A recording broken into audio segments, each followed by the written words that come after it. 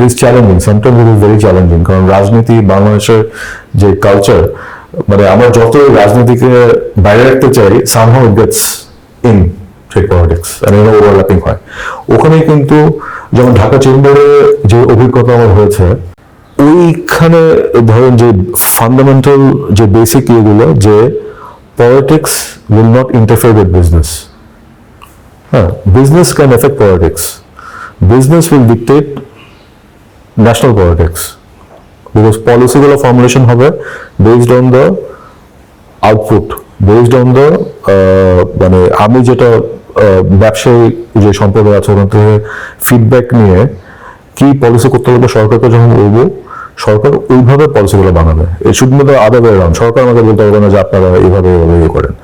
তো এইখানেই একটা বড় স্ট্রেংথ হচ্ছে ঢাকা চেম্বারের, যে মানে আমার এভরিওয়ান নোস যে Dhaka chamber is the only chamber in Bangladesh যেখানে পলিটিক্স ইজ কেপ্ট অ্যাসাইড।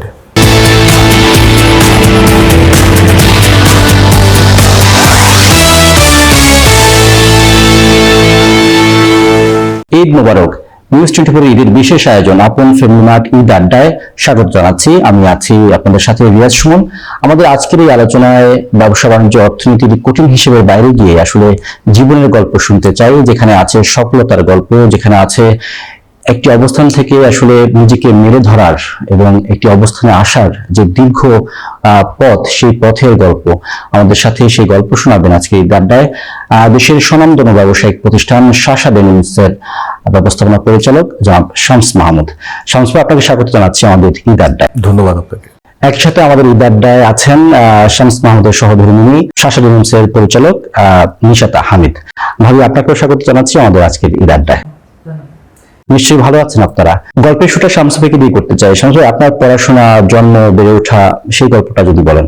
আমার জন্ম হয় চট্টগ্রামে 1980-তে, 4th August। কিন্তু তারপরে 1 বছর, ওটার 2 বছর পরে আমরা ঢাকা চলে আসি, এবং তারপরে স্কুলিং সব আমরা ঢাকাতে, বেসিক্যালি ঢাকাতে। এখানে বড় হওয়া, তারপরে আমরা এ লেভেল দিলাম, দিয়ে তারপরে বাইরে গেলাম। বাইরে আপনার লতে, ইউকেতে পড়াশোনা করেছি, ইউনিভার্সিটি থেকে international business and finance, new York university থেকে, ওখান থেকে একটা কোর্স করেছি। তারপরে 2007-এ আমি দেশে চলে আসলাম। তো এসে আমাদের যে ফ্যামিলি যে বিজনেস শাসা ডেনিমস লিমিটেড, এটা আমি জয়েন করি অ্যাজ ম্যানেজিং ডিরেক্টর। আপনি যুক্তরাষ্ট্র এবং যুক্তরাজ্যে পড়াশোনা করার পর আসলে যখন দেশে ফিরে আসলেন, তখন ব্যবসা বাণিজ্যের মতো কঠিন পেশাটাকে কেন বেছে নিলেন? আমাদের ফ্যামিলির যেটা ওটা আমাদের সবসময় ফ্যামিলি বিজনেসই ছিল। মানে আমরা সবাই পড়ালেখা করে এসে বাইরে, আমার বাবা আমার দাদা প্রথমে শুরু করেন 1954-এ আমাদের প্রথম টেক্সটাইল মিল, তখন উনি ওটা স্থাপন করেন, এশিয়াটিক কটন মিল। আনফর্চুনেটলি উনি 1956-এ মারা যায়। তো মারা যাওয়ার পরে আমার দাদি আমাদের ফ্যামিলির সব ব্যবসা বাণিজ্য যা আছে, তখন উনি স্পিনিং মিলটাও উনি দেখতো, একই সাথে আমাদের ফ্যামিলি ব্যবসা ছিল ট্যানারি ব্যবসা, লেদার সেক্টরে, ওটাও উনি দেখতো। তারপরে উনি একটা সময় one of the largest importers of bitumen ছিল। তো উনি এক্সপোর্ট ইম্পোর্ট ব্যবসাটা উনি দেখতো। তো ওনাকে তখন সহায়তা করতে কিন্তু ধরেন আমার আব্বা, আমার চাচারা, হ্যাঁ, ওনারা কিন্তু বসতো। তো ওই এটা কিন্তু আমাদের ফ্যামিলির সবাই ছিল, যে মানে ইভেন ছোটবেলায় ধরেন আব্বা গার্মেন্টসে গেল, আমরাও কিন্তু স্কুলের পর ওখানে যেতাম, গিয়ে বসে থাকতাম। আমার আম্মা, উনি একজন চার্টার্ড অ্যাকাউন্টেন্ট, উনিও কিন্তু ওখানে আমার ধরেন কাজ করতো, অন্য জায়গায় কর্মরত থাকতো, কিন্তু উইকেন্ডে ধরেন ওখানে গিয়ে টাইম স্পেন্ড করতো। তো আমাদের একটা সবসময় একটা সম্পৃক্ততা ছিল। জয়েন করেছে অ্যাজ ম্যানেজিং ডিরেক্টর, কিন্তু ওটার আগে 1 বছর কিন্তু আমার কাজ ছিল সকালে ফ্যাক্টরিতে যাওয়া, গিয়ে ক্লিনিং থেকে শুরু করে প্রত্যেকটা প্রসেস কিভাবে করে ওটা দেখা এবং বোঝা। কখনো কঠিন চ্যালেঞ্জের মুখে পড়েছেন এটা পরিচালনা করতে যেয়ে? হ্যাঁ, এটা তো এভরিডে চ্যালেঞ্জ। মানে আমাদের একটা আছে যে গার্মেন্টস সেক্টরে, টেক্সটাইল সেক্টরে আমরা বলি যে মানে এত চ্যালেঞ্জ যে মানে বাবা মা যদি কোনো বাচ্চাদেরকে বদদোয়া দেয়, ওরা এই সেক্টরে ঢুকে, কারণ এখানে এত চ্যালেঞ্জ, এভরিডে চ্যালেঞ্জ। কিন্তু এই চ্যালেঞ্জ নিয়ে কিন্তু আমাদের বাংলাদেশে স্পেশালি প্রাইভেট সেক্টরের যে গ্রোথ যদি দেখেন, এটা কিন্তু চ্যালেঞ্জগুলো পার করে করে কিন্তু আমরা এদিকে এসেছি। So it is a challenge, but at the end of the day এটার যে রিওয়ার্ড যেটা পাচ্ছি এটাও কিন্তু ইজ এনজয়েবল। এবার একটু ভাবির কাছে আসতে চাই। ভাবি, আপনার সাথে ভাইয়ের পরিচয়টা কিভাবে হলো? আমি যতটুকু জানি আপনার যুক্তরাষ্ট্রে পড়াশোনা করেছেন, সেখান থেকে পরিচয়। যদি মানে পরিচয়ের গল্পটা বলতেন, এবং সেটি পরে যতটুকু জানি আপনারা লম্বা একটা সময় ধরে প্রেমও করেছেন, এরপরে বিয়ে, সে গল্পটা একটু। সো শামসের সঙ্গে আসলে আমার একটা ফ্রেন্ডের মাধ্যমে পরিচয় হয়। আমার একটা ফ্রেন্ড ছিল বস্টনে, যেখানে শামস পড়তো, অ্যান্ড শামসের একটা ফ্রেন্ড ছিল আমার ইউনিভার্সিটিতে, জর্জিয়াতে। সো খুবই ফানি একটা গল্প, বাট জাস্ট ছোট করে বলতে কি যে আমার ফ্রেন্ড যে বস্টনে ছিল, আমার খুব ক্লোজ ফ্রেন্ড, ও আবার মিউজিশিয়ানও ছিল। কোনো একটা প্রসঙ্গে আমার কথা উঠেছিল, সো তখন সামহাউ শামস বললো যে ও আচ্ছা ফাইন, ও তোমার ফ্রেন্ড কোথায়? তারপরে he found a common friend আমার ইউনিভার্সিটিতে। তো ওইভাবেই শুরুটা হলো, যে আমার ফ্রেন্ড আরাফাত বললো দোস্ত এটা নিশাত হাবি যাবে এরকম করে, অ্যান্ড বুশরা আবার বললো যে হ্যাঁ আমি তো ওকে খুব ভালো করে চিনি। তো এটা ছিল আপনার ও মাই গড অনেক আগে, 2000-এর দিকে। আমরা বিয়ে যখন করলাম 2009। তার ভিতরে বেশিরভাগই লং ডিস্টেন্স। ও তারপরে হচ্ছে লন্ডনে গেল ল পড়ার জন্য, আমি আমেরিকাতেই ছিলাম। সো এই তো ও হচ্ছে খুব সুন্দর করে ওই টাইম ডিফারেন্সটা ক্যালকুলেট করতো, বিকজ আমি পড়তাম চাকরি করতাম, সো দিনের বেলা টাইম পেতাম না। কিন্তু ও ঠিকই আমি যখন বাসায় ফিরবো রাত 10টার সময়, ও তখন তো লন্ডনে ইট ওয়াজ আ কাপল অফ আওয়ার্স ডিফারেন্স, ও ঠিকই ওরকম করে অ্যালার্ম দিয়ে আমাকে ফোন করতো। সো ওইটাই ছিল অ্যাটলিস্ট 7 বছর মতন আমাদের প্রেম ছিল। খুবই চমৎকার, খুবই চমৎকার। তারপরে সেই প্রেমটাকে যখন আপনারা বিয়েতে পরিণত করলেন, সেই জায়গাতে কোনো বাধা পড়তে হয়েছে কিনা, বা ফ্যামিলিটা মেনে নিয়েছে কিনা সহজভাবে? আমার ফ্যামিলি ওরকম কোনো ইয়ে ছিল না। আমার আব্বা মা খুবই লিবারাল মানুষ ছিল। আর একটা ইয়ে ছিল যে ঠিক আছে, আমি তখন বললাম যে আমি তাহলে ঢাকায় চলে আসি, বিকজ শামস যেহেতু ঢাকায় চলে আসবে। সো হ্যাঁ, তো এরকম আমার ফ্যামিলি অনেক ক্যাজুয়াল ছিল। ওর আম্মা অ্যাকচুয়ালি খুবই সুইট। আমার শাশুড়ি তখন হচ্ছে ওকে পাঠালো আমার বাবার কাছে ওর সিভি দিয়ে, রাইট? বিয়ের যে সিভি হয় আপনার ন্যাচারাল একটা অ্যারেঞ্জ ম্যারেজের ক্ষেত্রে, তো আমার আব্বা মানে খুবই লিবারাল। আমার জন্ম ছিল সিঙ্গাপুরে, আমি বড় হয়েছি 10 বছর ওইখানে। সো আমার আব্বা কিন্তু ওই সিভি, ছেলের সিভি আসবে ওইটা দেখবে, আই ডোন্ট নো আমার আব্বার ওইটা মাথায় ছিল কিনা। সো আমার আব্বা একদিন বললো ও শামস এসেছিল, আপা হচ্ছে পাঠালো ওর সিভি।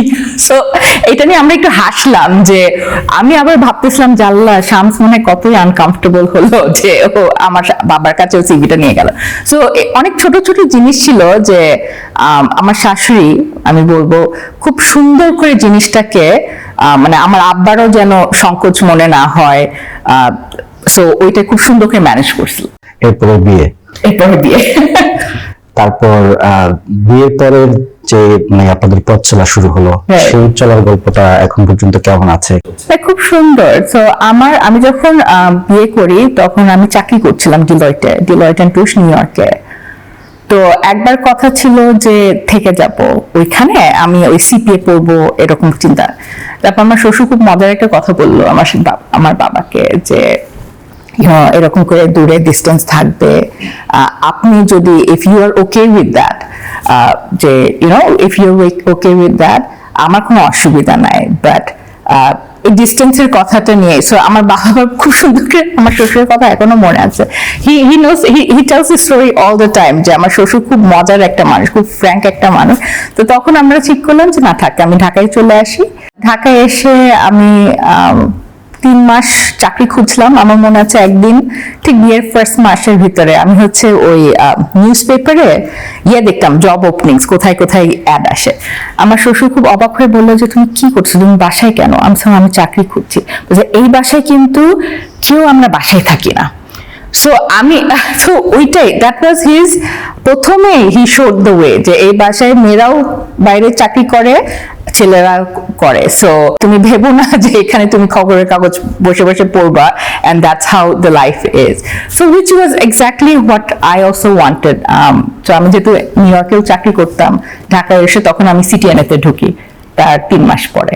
এরপর তো আপনি সাশা ডেনিমসের সাথে যুক্ত হলেন। কোন পর্যায়ে এসে আসলে মনে হলো যে সাশা ডেনিমসে আপনি নিজেকে সম্পৃক্ত করবেন, বা এটা কি আপনার পক্ষ থেকে হয়েছিল নাকি ভাইয়া আপনাকে এখানে নিয়ে এসেছে? শামস ইজ ভেরি মানে he is very open hearted in this. তুমি যেটা খুশি, তোমার যেটা ভালো লাগে সেটা করো। সো আমার শ্বশুর খুব এনকারেজ করতো যে হ্যাঁ ঠিক আছে, তুমি এটাও একটা option, this is something you can look into. তো আমি যখন এটা করা শুরু করলাম, so it was the sustainability factor যেটা আমাকে খুব টেনেছে। অ্যান্ড টিচিংটা শুরু করলাম বিকজ আমি সবসময় ভেবেছি যে একাডেমির সঙ্গে একটু লিঙ্ক রাখবো। আমাদের যখন বিয়ে হয়, অ্যাকচুয়ালি প্রথম দিকে আমার পিএইচডি করার একটা প্ল্যান ছিল, তো ওইখান থেকে সুইচ করে এমবিএ করলাম। সো আমার ফাইন্যান্স লাইনটা তখন বেছে নিলাম, কিন্তু ওই পিএইচডি অথবা একাডেমিয়ার যে একটা ড্রিম ছিল ওইটা কোনো সময় যায়নি। সো ওইটার জন্য ভাবলাম যে ঠিক আছে, পার্ট টাইম হিসাবে, ফুল টাইম না, পার্ট টাইম হিসাবে I just wanted to keep a link with academia. তো এই যে সাশা ডেনিমসে আপনি পরিচালক পদের দায়িত্ব পালন করছেন, এখান থেকে কি আপনাকে বেতন দেওয়া হয়? বেতন দেওয়া হয়। সেটা দিয়ে কি করেন? মানে সেটা কি সংসারে খরচ করেন নাকি? শামস এটা খুব ফানি করে বলে যে তোমার বেতন আর কিছু দেখি না আমি। আচ্ছা, আমার বেতন তো আমার বেতন, তোমার বেতন আমার বেতন। না, আসলে ওরকম করে সংসারে ওরকম করে আমি খরচ মানে দেওয়া হয় না, সত্যি করে বলতে কি। শামসু, ভাবির সাথে তো আপনি একটা লম্বা সময় প্রেম করেছেন, এখন সংসার করছেন, এই সময়টা কেমন প্যারা দিচ্ছে? কেমন প্যারা? তো মানে একটা জিনিস যেটা ভালো, মানে যেহেতু অনেক লম্বা সময় প্রেম করেছি, মানে ওর থেকে লুকানোর কিছু নেই আমার। হ্যাঁ, মানে আমাদের একটা ফ্রেন্ডশিপ, মানে আমাদের ফ্রেন্ডশিপ মানে মানে একটা ভেরি গুড ফ্রেন্ডস, মানে ওইভাবেই তো ধরেন সবকিছুর শুরুটা। তো ওইটাই কিন্তু কন্টেনশনাল হচ্ছে। আর একটা জিনিস হলো যে, যেমন আমার যেগুলো ভালো লাগে, for example joint family concept. হ্যাঁ, যেমন আমি কিন্তু এখন আমার বাবা নিচে থাকে, আমি উপরে থাকি। এখন তো ধরেন মানে মডার্ন যে যুগ, এখানে সবাই আলাদা আলাদা থাকতে চায়। তো ওখানে আমি বলবো যে শি ইজ ভেরি মানে nice, it's very nice of her যে ও জয়েন্ট ফ্যামিলি, ওরও যেমন ভালো লাগে। আর আমাদের যেটা হয়েছে যে আমরা জয়েন্ট ফ্যামিলিতে থাকি, একই বাসায় থাকি বাবা মার সাথে। আমার পাশের বাসায় আমার চাচাও থাকে, আমার ডান সাইডে আমার ফুফু থাকে, আবার দুটা বাসা পরে আমার শাশুড়ি থাকে। সো আমাদের পুরো একটা মহল্লার মতো, একদম গুলশানে একটা গলি, পুরো মহল্লা। এটা আমি সবাইকে বলি, আমি একটা মহল্লায় থাকি। এটা পুরান ঢাকায় যেরকম মহল্লা আছে, ঠিক গুলশানের মাঝখানে একটা পুরো একটা গলি ধরে আমাদের মানুষজন বাস করে। শামসুকে, আপনাদের আসলে অনেক মজার মজার কথা আমি শুনলাম, আরো শুনতে চাই। সময় হলো একটি বিরতি থেকে এসে সেসব কথাগুলো শুনতে চাই। দর্শক, আপন ফ্যামিলি মার্ট ঈদ আড্ডায় সময় হলো একটি বিরতি, ফিরে কিছুক্ষণের মধ্যেই আমাদের সাথেই থাকুন। বিরতির পর আবারও আমন্ত্রণ আপন ফ্যামিলি মার্ট ঈদ আড্ডায়। আমাদের আজকের ঈদ আড্ডায় আছেন দেশের স্বনামধন্য ব্যবসা প্রতিষ্ঠান সাশা ডেনিমসের ব্যবস্থাপনা পরিচালক জনাব শামস মাহমুদ, এবং আছেন তার সহধর্মিণী নিশাত হামিদ। আমরা আবারও স্বাগত জানাচ্ছি আপনাদেরকে আলোচনায়। শামস, আপনার কাছে আসতে চাই, অনেক ব্যস্ত একজন মানুষ আপনি, আপনাকে অনেকগুলো প্রতিষ্ঠান সামলাতে হয়। সেই ব্যস্ততার ভিড়ে আসলে পরিবারকে সময় কিভাবে দেন, মানে সময় বের করতে পারেন কিনা? সময় বের করতে পারি, এখানে আমি ভেরি লাকি। আমার বাবা এখনো কিন্তু বসে আমাদের, ধরেন ইনফ্যাক্ট ওনার একটা ইয়ে আছে যে মানে তোমার যেটা ভালো লাগে তুমি করো। অ্যান্ড আমার আব্বা আবার অনেক কর্মঠ, উনি যদি কিছু না করে ওনার শরীর খারাপ হয়ে যায়। So he is very active. হ্যাঁ, তো উনি যেমন টাইম দেয় ওখানে, আমার বোনও এখন টাইম দিচ্ছে, তারপর নিশা তো ওখানে বসছে। তো তারপর আমাদের যে ধরেন শাসার যে ফ্যামিলিটা আছে, হ্যাঁ, মানে আমরা যেভাবে কাজ করি, এটা মানে আমরা কর্মী হিসেবে দেখি না কখনো, ওরা আমাদের ফ্যামিলি মেম্বারদের মতন। সবাই আমাকে মানে সবসময় যেমন কংগ্রাচুলেশনস জানায়, ধরেন এই অ্যাওয়ার্ড নিচ্ছি অথবা এটা করছি ওটা করছি। এটা কিন্তু যখন আমি কিছু পাই, আমি কিন্তু সবসময় যেটা ইয়ে করি যে অন বিহাফ অফ দেম আমি নিচ্ছি জিনিসটা, এটা কিন্তু আমি পাই না। হ্যাঁ, কারণ আমরা একটা public limited company, by the way আমরা কিন্তু পাবলিক লিমিটেড কোম্পানি, আমরা ফ্যামিলি বিজনেস থেকে আমি পাবলিক লিমিটেডে চলে গেছি। So this belongs to the shareholders. হ্যাঁ, তো আমাদের ওই অ্যাটমসফিয়ারটা আছে যে যারা ধরেন আমাদের ডাইরেক্টর লেভেলে যারা আছে, ম্যানেজার লেভেলে যারা আছে, আমাদের যারা ফ্লোর লেভেলে যে লুম অপারেটর ইভেন যারা আছে, ওনারাই কিন্তু এমনভাবে কাজগুলো করে যে আমার হাতে তখন ফ্রি টাইম থাকে, আমি যে অর্গানাইজেশনগুলো অন্য যেখানে আমি সম্পর্কিত আছে ওখানে আই ক্যান গিভ টাইম। ভাইয়ের এই যে ব্যস্ততা, মানে এত কিছু কাজ করতে হয় তাকে, সেটা আপনার জন্য কখনো মানে মনে হয় না যে আমাকে খুব কম সময় দিচ্ছে বা একটু সময় পেলে ভালো হতো? মানে দুজনের সময় কাটানো, পরিবারকে সময় দেওয়া, এই জায়গাটা কখন আপনার ফিল হয় কিনা? না, একদম মনে হয় না। কেননা শামস যখন বাসায় ফিরে, এটা ওর খুব ভালো একটা গুণ, ও বাইরের জিনিস বাইরে রেখে দেয়। মানে বাইরে যে স্ট্রেস অথবা বাইরে যে ও এত কিছু পড়ছে, আমি হিজ রিয়েলি বিজি, বাট ওইটা কোনো সময় বাসায় এসে যে একটু মেজাজ খারাপ করা, বিরক্ত হওয়া, ওইটা করে না, একদমই না। আমার ছেলের সঙ্গেও করে না, আমার সঙ্গেও করে না। ইনফ্যাক্ট ওয়েন ইজ হোম ও মজা ঠাট্টা করছে, ওই যে মানে ওইটা সে কোনো সময় ফিলই করতে দেয় না বাসার ভিতরে যে ও হচ্ছে এত সিরিয়াস জিনিস অথবা এটা ম্যানেজ করে আসছে। ভাবি, আপনার এবং ভাইয়ের কোনো খুব মধুর স্মৃতি আছে? শামসের একটা সময় ছিল, ও যখন ইউকেতে ছিল, ওর এবং ওর হাউসমেটসদের সব টাকা শেষ হয়ে গেছিল। হ্যাঁ, তো আমিও স্টুডেন্ট, ঠিক আছে, দ্যাটস ফাইন। সো এখন খাবেটা কি, right?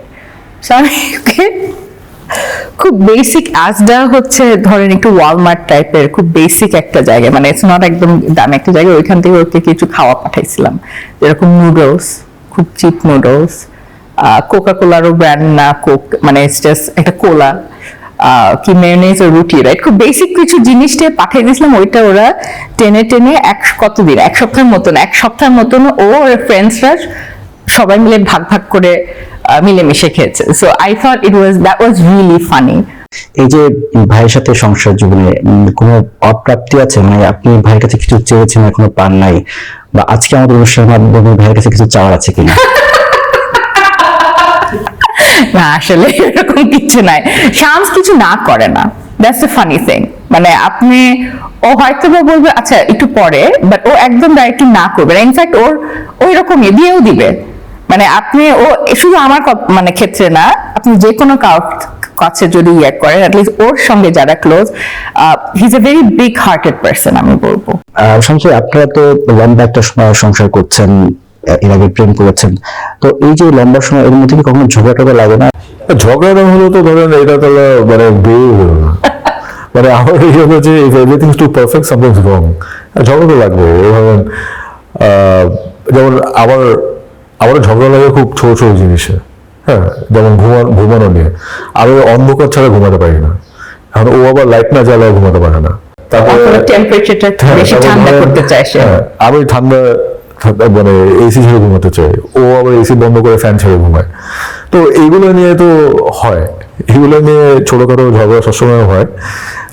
But at the end of the day মানে আমি বলবো যে মানে ওরকম মেজর কোনো ঝগড়া ওরকম হয়নি।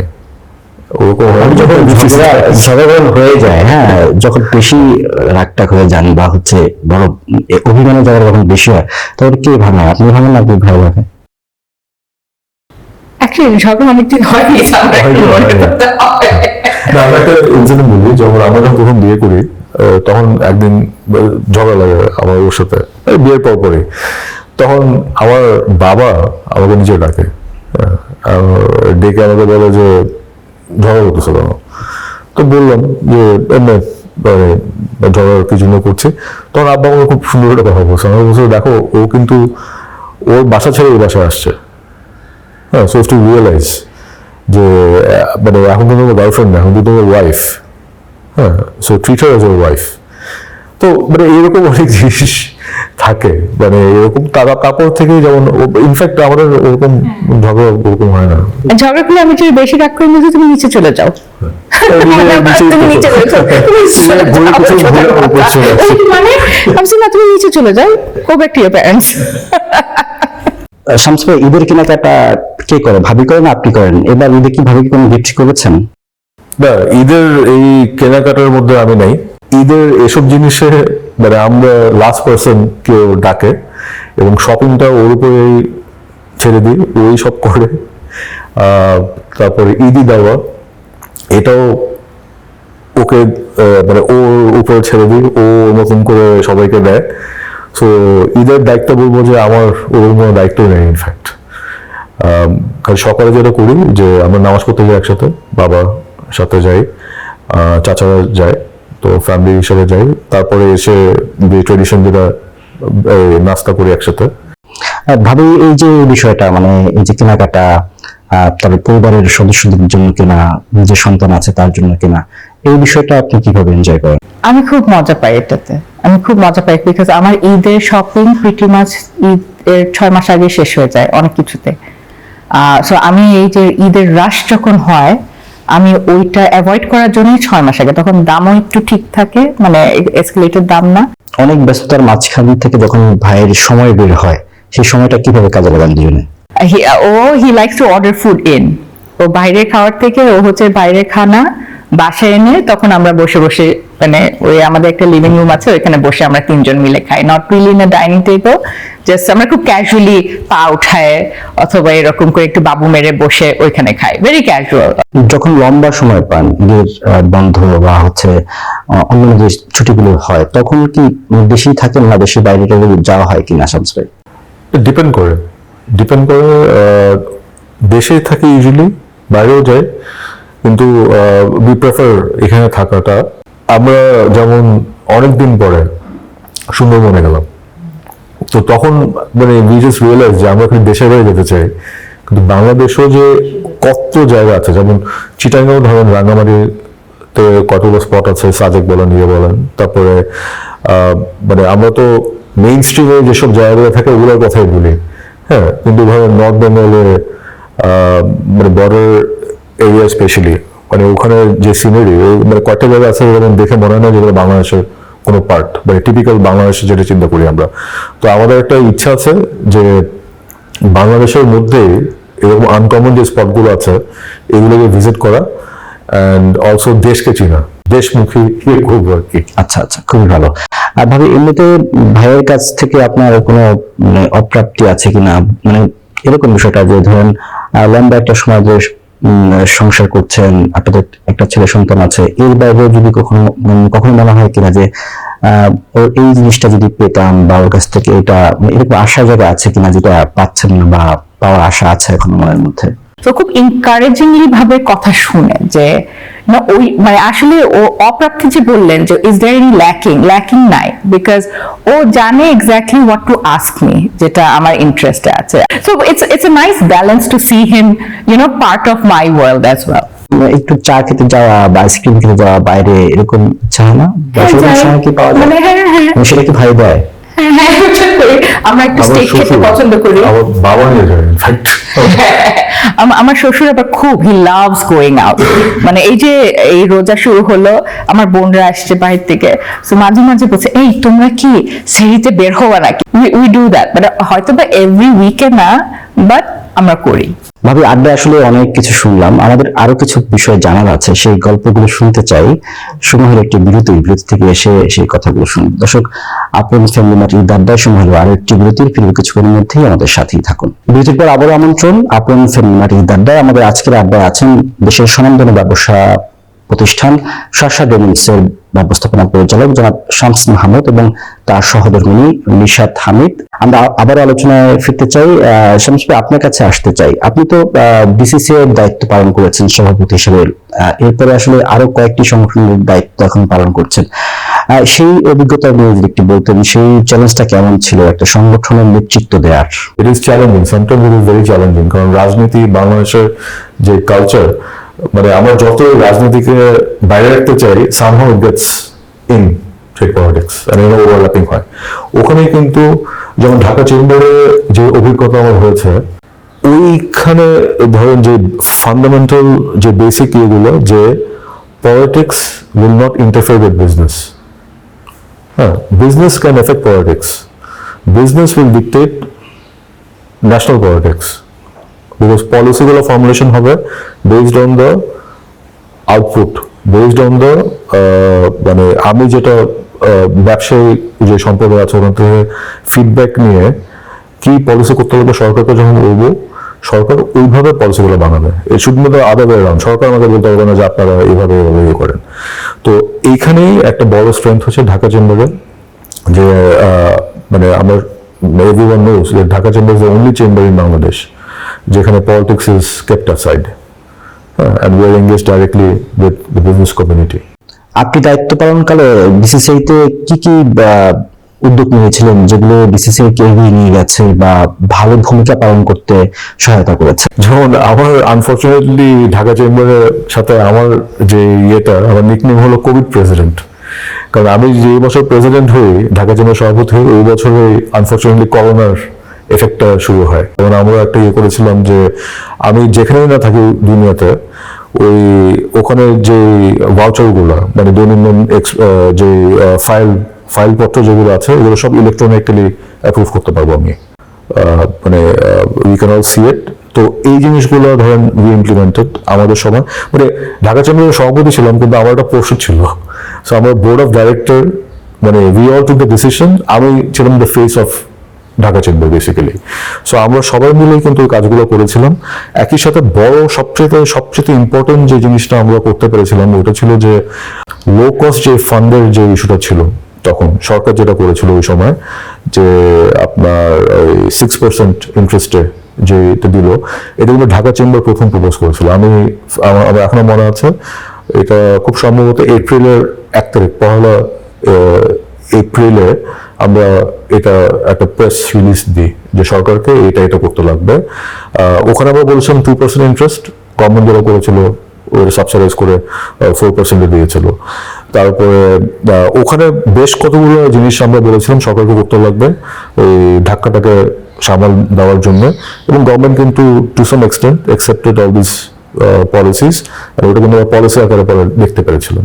শামস ভাই, আপনি তো বাংলাদেশ স্থায়ী চেম্বারের সভাপতি হিসেবে দায়িত্ব পালন করছেন, সেটা নিয়ে যদি একটু বলতেন যে সেখানে অভিজ্ঞতাটা কি হয়েছে বা চ্যালেঞ্জগুলো কি দেখছেন?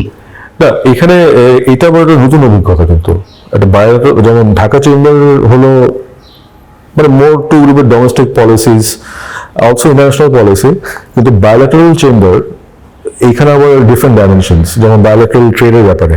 তো আমরা যেমন যেটা করছি যে আমরা এফটিএ নিয়ে কাজ করছি, FTA already intent for FTA has been signed. তো এখন যেমন আমরা direct shipping route between Thailand and Bangladesh, যাতে আমাদের শিপমেন্ট টাইমটা কম হয়। তারপরে এখান থেকে B2B ম্যাচ মেকিং, হ্যাঁ, এগুলো this are new things for us. ভাবি, আপনাদের তো একটা ছেলে সন্তান আছে, তাকে নিয়ে কি পরিকল্পনা? মানে তাকে কি শামস ভাইয়ের মতো ব্যবসার দিকে পাঠাবেন নাকি, মানে এখানটা কোনো সিদ্ধান্ত আছে কিনা? কোনো সিদ্ধান্ত নাই একদম। আমার ছেলে খুব আর্ট পছন্দ করে, এইটা আমার শাশুড়ির থেকে পেয়েছে। আমার শাশুড়ি খুব আর্ট পছন্দ করে, ও ফুপু খুব আর্ট পছন্দ করে। ইনফ্যাক্ট শামসও আর্ট ছোটবেলায় খুব ভালো করতো। সো এখন পর্যন্ত he likes doing art. I don't think ওকে ওরকম মানে ওর যেটা ভালো লাগে, what he is good at, ও যেটা করতে চায়, I want him to please have that choice. এখানে দেখেন, এখানে একটাই ছিল যে আমার আব্বা খুব সুন্দর একটা কথা বলে যে মানে আমাদের ইয়েটা এমন হওয়া হচ্ছে না যে মানে যদি মানে বাবার পরে ছেলে একই জিনিস করে তাহলে আইনস্টাইনের ছেলে আইনস্টাইন হতো। হ্যাঁ, everyone has his place, everyone has his own calling. ও যদি চায় ও আসবে।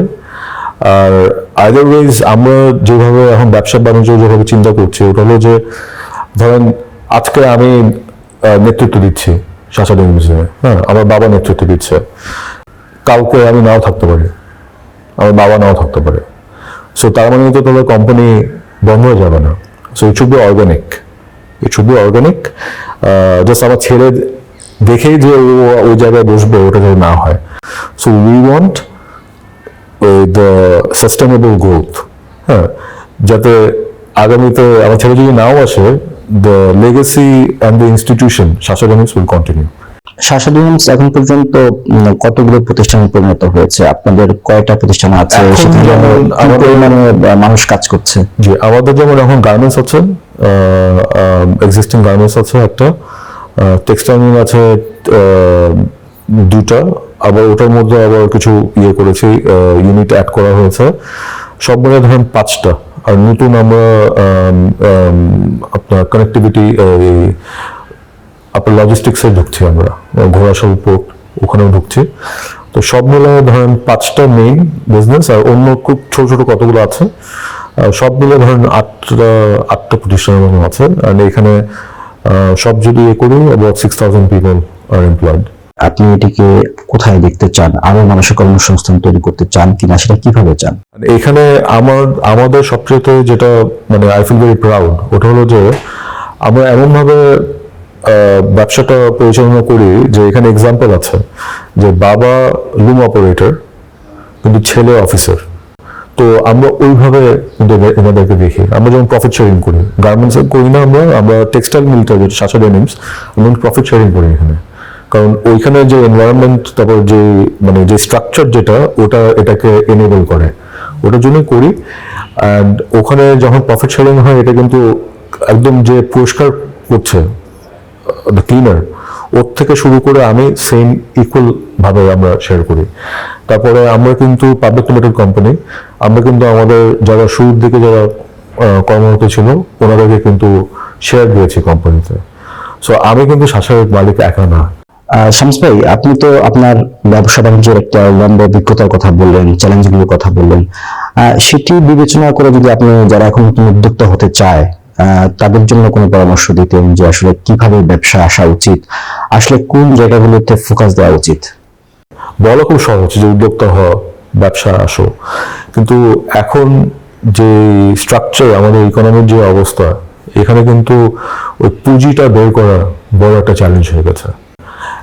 দেয়ার আর এজেন্সিস, দেয়ার আর ওয়েজ, কিন্তু আলটিমেটলি যেটা করতে লাগবে ওটা হচ্ছে জব ক্রিয়েশন করতে লাগবে আমাদের। আর এখানে জব ক্রিয়েশনের ক্ষেত্রে কিন্তু একটা জিনিস আমি সবসময় এমফাসাইজ করি, জব করলেই হলো না, there should be decent job, হ্যাঁ, dignity of job. Only then, এই ধরেন আপনি একটা ব্যবসা বাণিজ্য করে যদি জব ক্রিয়েশন করেন, ইট ইজ গুড। ফেসবুক যদি খুলি, এখন দেখি যে ফেসবুকে মানে ইভেন গ্রাম থেকে, প্রান্তিক পর্যায় থেকে এখন কৃষক কিন্তু পণ্যগুলো বেচছে ফেসবুক মার্কেট প্লেসে চলে। সো এই টাইপের opportunity people should look for, হ্যাঁ, স্পেশালি এসএমই যারা আছে, এসএমই কেন্দ্রিক ব্যবসা বাণিজ্যে যারা focused, they should look into this, যে এই যে ফেসবুক, তারপরে এরকম ধরুন B2C, business to consumer marketing কিভাবে করা যায়, এটার উপর ফোকাস করা। কারণ এইটার এখনো একটা হিউজ ডিমান্ড আছে। ব্যবসা ধর নতুন করে ঢুকতে চাচ্ছে, একটা খালি ওনাদের কাছে আমার অনুরোধ থাকবে, ওনারা যাতে ব্যবসাটা এমনভাবে করে যেখানে ধরেন স্পেশালি যাদের কোনো স্কিল সেট নেই, ওনাদেরকে কিভাবে সম্পৃক্ত করা যায়, এই জিনিসটা যাতে সবসময় দেখে। একটু ভাবির কাছে আসতে চাই। ভাবি, আপনি তো একদিকে যেমন শাসা ডেনিমসের পরিচালক হিসেবে দায়িত্ব পালন করছেন, এখানে একটা অভিজ্ঞতা আপনার আছে, অন্যদিকে আপনি বিশ্ববিদ্যালয়ে পড়ান। তো নতুন প্রজন্ম যারা ব্যবসা বাণিজ্যে আসতে চায় তাদেরকে আপনি কি সাজেশন দিবেন? আমি তো আমার স্টুডেন্টদেরকে সবসময় বলি যে টু, একটা আছে জব মার্কেট এখন কিরকম অবস্থায় আছে, to always have a pulse on that. আর একটা আছে যে if they want to go into business, they should try to do something a bit different from whatever is already there in the market. অনেক কিছু আছে যেটা আসলে old school ভাবে করলে এখন চলবে না, রাইট? সো উইথ এগেন, আমি আর্টিফিশিয়াল ইন্টেলিজেন্স নিয়ে একটু গবেষণা করছি, বিভিন্ন দেশে কি হচ্ছে, so I talk about that. মানে আমি স্টুডেন্টের সঙ্গে এটা নিয়ে কথা বলি যে বাংলাদেশে এরকম কিভাবে স্কোপ করা যাবে, হোয়াট উড ইউ ডু, তোমরা কি করতে পারবা, তোমরা কি করতে চাও। সো বাংলাদেশের যেখানে গ্যাপ আছে, তোমরা কি এটা পূরণ করতে পারবে নাকি, অন্য দেশে এই পূরণটা কিভাবে হচ্ছিল, এই গ্যাপটা কিভাবে পূরণ হচ্ছিল। সো আমি সবসময় ওদেরকে বলি যে you have to think out of the box. আমরা ব্যবসা বাণিজ্য এখন তো অনেকগুলো সংকটের মধ্যে দিয়ে আছে, যদি একটু বলতেন যে আসলে এই সংকট মোকাবেলায় আপনাদের সামনে চ্যালেঞ্জগুলো কি দেখছেন এবং সমাধান কি? গ্লোবাল যে সিচুয়েশন, এখানে কিছু শক, অবভিয়াসলি ইনফ্লেশনের এফেক্ট আমরা লক্ষ্য করব সামনের দিনগুলোতে, কিন্তু আশা করি মানে প্যানিক করার কিছু নেই। এটা খালি বাংলাদেশের জন্য না, এটা ওয়ার্ল্ডের সব দেশেই এখন অলরেডি এফেক্টেড। অ্যান্ড সামনে যেটা হবে, যেটা মানে যে চ্যালেঞ্জটা বড় চ্যালেঞ্জ হিসেবে দেখছিলাম আমরা, ওটা এলডিসি গ্রাজুয়েশন। ইতিমধ্যে কিন্তু সরকার ঘোষণা দিয়েছে যে ওনারা এটা ব্যবসায়িক সম্প্রদায় যেটা চাচ্ছিল যে পোস্টপোনমেন্টের জন্য, ওটা ওনারা সাপোর্ট করবে। তো এটা একটা ব্রিদিং জন্য আমাদের এখানে রিলিফ দিবে। কিন্তু এই সময় স্পেশালি ইরানের যুদ্ধ, সবকিছু নিয়ে, গ্লোবাল যে কনফ্লিক্ট, এগুলো সবকিছু নিয়ে আমাদের উচিত যে বর্তমান যে ইলেক্টেড যে গভর্নমেন্ট মাত্র আসলো, এনাদেরকে অ্যাটলিস্ট 1 বছর যাতে এই ধরনের আন্দোলন এগুলো আমরা আগামী বছর খুব করি। 1 বছর দেশকে গুছাক, অর্থনৈতিক সরকারকে সহযোগিতা করা। আমাদের উচিত সহযোগিতা করা। অসংখ্য ধন্যবাদ শামস ভাই এবং নিশাদ ভাবি, আপনাদের দুজনকে আমাদেরকে আজকে আপনাদের এত ব্যস্ততার মধ্য থেকে আসলে সময় বের করে আমাদের একটু সময় দেওয়ার জন্য। এর সাথে আসলে আমাদের আজকে আলোচনা শেষ করতে চাই। দর্শক, এর সাথে শেষ হচ্ছে আমাদের আজকে এই আড্ডা। এতক্ষণ সাথে থাকার জন্য ধন্যবাদ সবাইকে।